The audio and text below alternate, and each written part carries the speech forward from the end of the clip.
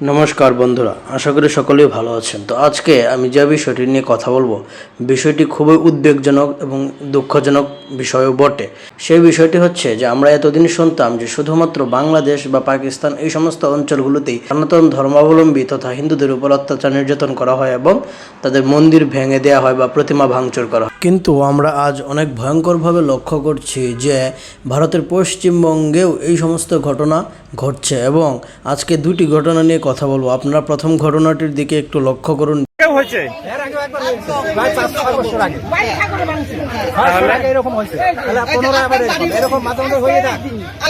আর একটু তোলো দাদা। বিধায়ক আছে এখানে, বিধায়ক আছে কোন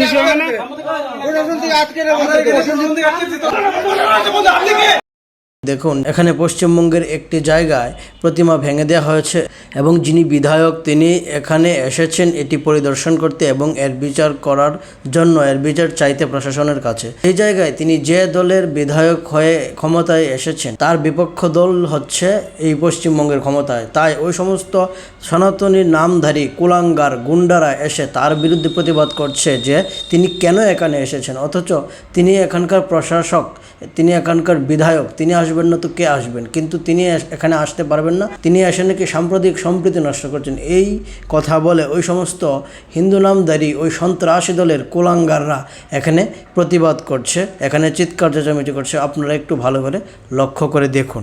আর পরবর্তী যে ঘটনাটি নিয়ে আমি আসলে কথা বলতে চাই সেটি আরও দুঃখজনক এবং আরও ভয়ঙ্কর। সেটি হচ্ছে যে ভারতের পশ্চিমবঙ্গের ক্ষমতাসীন দল তৃণমূল কংগ্রেস এর একজন বিধায়ক, নাম হচ্ছে তার রফিকুর রহমান। আমি বলেছি, আমি অনুরোধ করেছি যারা মানে মসজিদের কাছাকাছি যাদের মণ্ডপ তারা যেন 5টা ওয়াক্তে 10 মিনিট করে বন্ধ রাখে। তিনি প্রকাশ্যে বলছেন যে পূজা মাইক যেন নির্দিষ্ট সময়ে বন্ধ রাখা হয় যাতে করে তাদের কোনো অসুবিধা না হয়, এই বলে তিনি ফতোয়া দিচ্ছেন এবং তিনি প্রকাশ্যে এই কথাগুলো বলছেন এবং হিন্দুরা তার কোনো প্রতিবাদ করছে না। এবং আজকে যদি এই ঘটনা বাংলাদেশ বা অন্য কোনো জায়গায় হতো আমরা মেনে নিতাম এবং সেটা খুবই স্বাভাবিক। কিন্তু ভারতের মতো জায়গায়, পশ্চিমবঙ্গে, যেখানে হিন্দু সংখ্যাগরিষ্ঠ এবং হিন্দুরা তাদের স্বাধীনতা সার্বভৌম নিয়ে যদি সেখানে তাদের পূজা পার্বণ না করতে পারে, তাহলে আর ভারত হিন্দুদের জন্য কখনোই সুরক্ষার স্থান হতে পারে না। আমরা আরও দেখতে পাচ্ছি ওই জায়গার একটি ধর্মীয় প্রতিষ্ঠান থেকে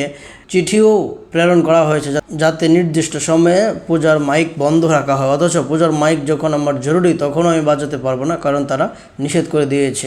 এবং সবচাইতে আমার খারাপ লাগছে এবং আমার ক্ষোভ জাগছে যে বিষয়টি নিয়ে, সেটি হচ্ছে আপনারা একটু লক্ষ্য করে দেখুন ওই বিধায়কের পিছনে যে সমস্ত লোকগুলো এবং বিশেষ করে মহিলারা দাঁড়িয়ে আছে তারা সবাই হিন্দু, তাদের কপালে সিঁদুর দেখে আপনারা বুঝতে পারছেন। কিন্তু ওই সমস্ত কুলাঙ্গার, ওই সমস্ত নরপিশাচরা দাঁড়িয়ে ভেক ভেক করে হাসছে এবং তারা কোনোরূপ কোনো প্রতিকার করছে না। তারা তাদের মুখে কী সুন্দর কীরকম তৃপ্তির ছায়া, আনন্দের ছায়া।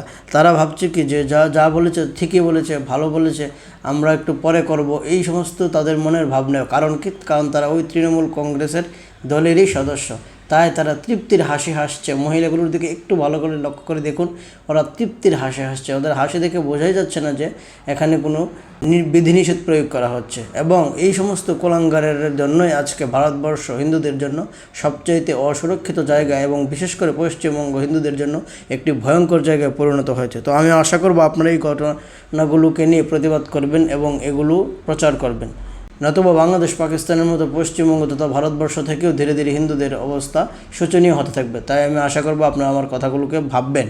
তো আজকে এই পর্যন্তই, কথা হবে পরবর্তী এপিসোডে। সেই পর্যন্ত ভালো থাকুন। ধন্যবাদ সবাইকে। নমস্কার। ওম শম।